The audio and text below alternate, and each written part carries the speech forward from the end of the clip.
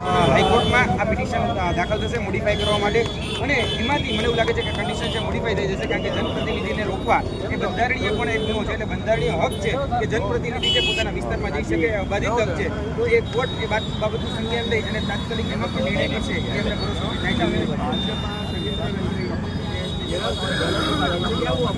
તમે પહેલેથી જોઈ શકો છો કે જ્યારે પણ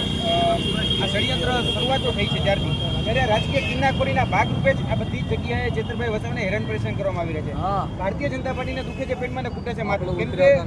જે મનરેગા કૌભાંડ હતું જે બચુભાઈ ખાબરના દીકરાઓએ કરેલું અને એ દીકરાઓને જેલમાં નાખ્યા જે એના વિસ્તારમાં એટલે કે નર્મદા વિસ્તારની અંદર નર્સિંગ કોલેજ બોગસ ચાલતી હતી એને ઉજાગર કરી જે એના વિસ્તારમાં મૂળ જે પ્રાણ પ્રશ્નો હતા એ પ્રાણ પ્રશ્નોને વાંચી આપવાનું કામ ક્યાંક ને ક્યાંક જેતરભાઈ વસાવાએ કર્યું કારણ કે નકલી કચેરી કૌભાંડ પણ ત્યાં ચાલતી હતી તો નકલી કચેરી કૌભાંડ પણ એ સામે લાવ્યા આ બધી જ ઘટનાઓ જ્યારે સામે લાવ્યા ત્યારે એ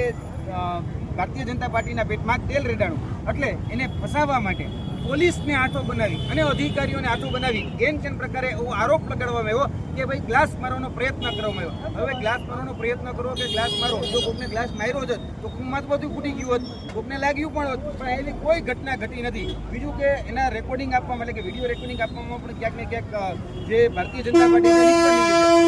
જનતા પાર્ટી એમ પ્રકારે ફસાવાનો દબાવવાનો કે ફોલાવવાનો પ્રયત્ન કરે છે અને સત્ય નથી બનવાનું